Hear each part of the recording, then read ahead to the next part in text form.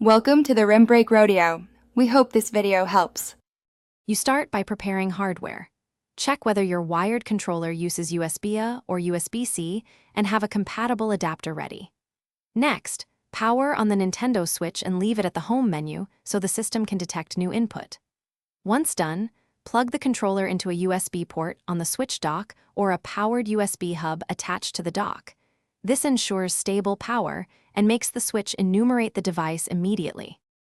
You now verify the Switch recognizes the wired controller by opening System Settings and choosing Controllers and Sensors. From there, make sure input registers. If analog drift or button mismatches occur, use Calibrate Control Sticks and test input to confirm signals. Once you see expected responses, set controller order or use any available button remapping to match your preferred layout, because proper mapping prevents accidental inputs during gameplay and keeps multiplayer assignments predictable. You finish by launching a game and confirming responsiveness, vibration, and that menus respond as expected. This final check ensures you can play without interruption. If the controller isn't detected, unplug and try another USB port or a different adapter, because faulty cables or passive hubs often cause issues.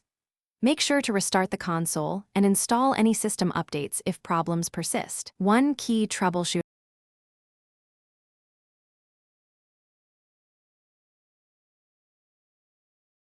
Thanks for watching. Consider subscribing if we helped you.